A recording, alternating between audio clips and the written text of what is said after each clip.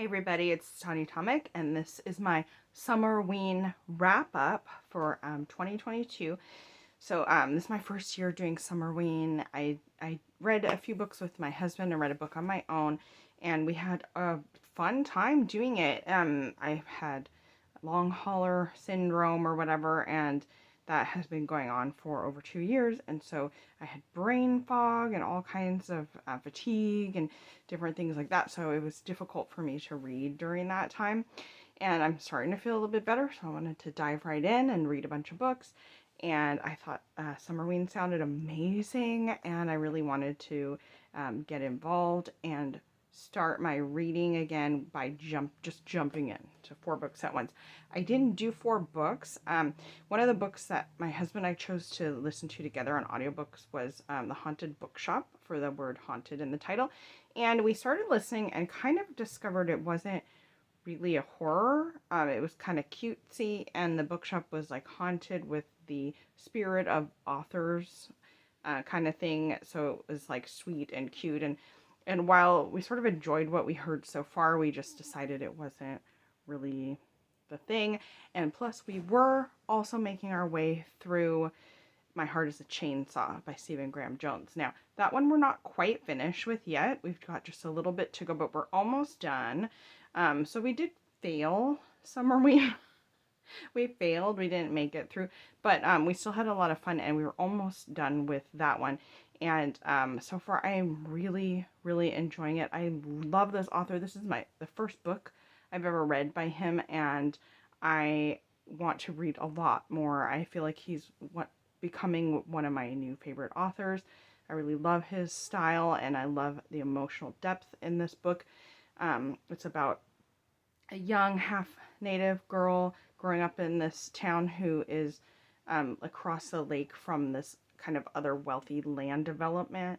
And I was going to say, it's angsty, like she has a lot of angst. She's really into horror films, slashers. She's very into slashers.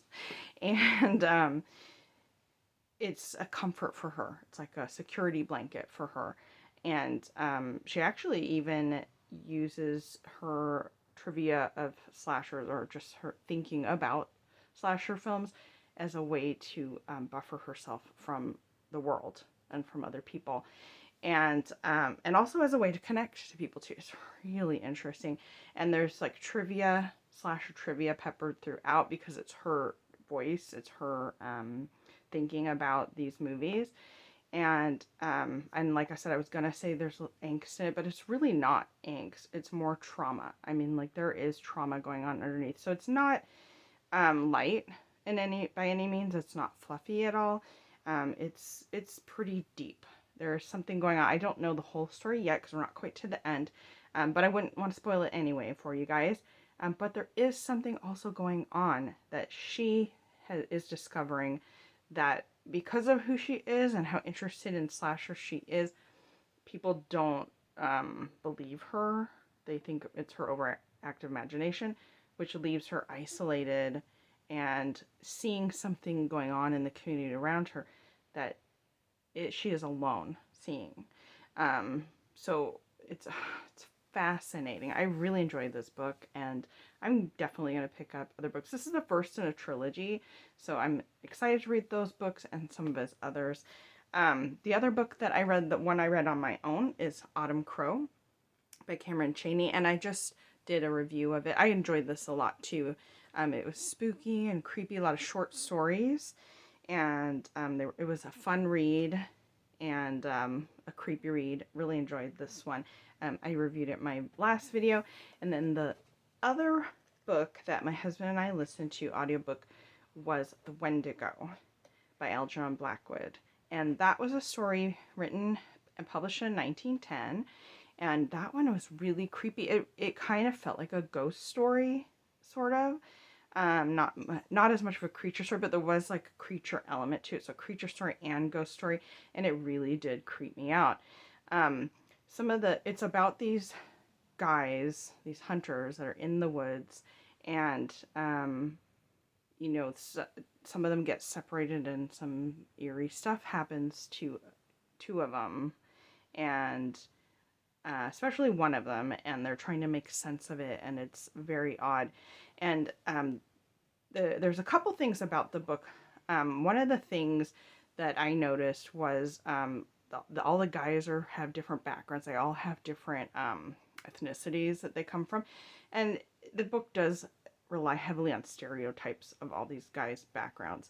So there are some things in it that we would never write like that today because of how we understand other people's cultures, but it is very like as if the voices of the people see the other cultures as people that are different than them.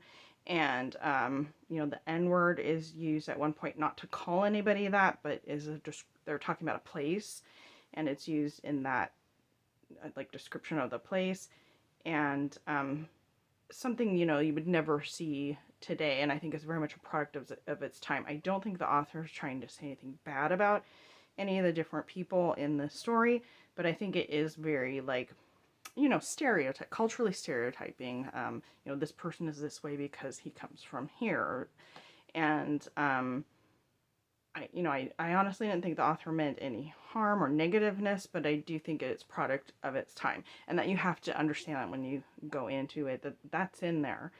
The other thing about it is I like the way he brings up when these people encounter things that they can't explain, sort of the rationalization that you might have to try to explain it, something that is more than you can understand in the moment, the way your mind tries to scramble for it, and the way people interact with each other during it, like how you might not say certain things or say certain different things.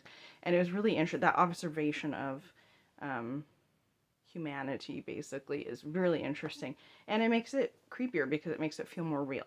So I really enjoyed that one, and I really enjoyed all of them, actually.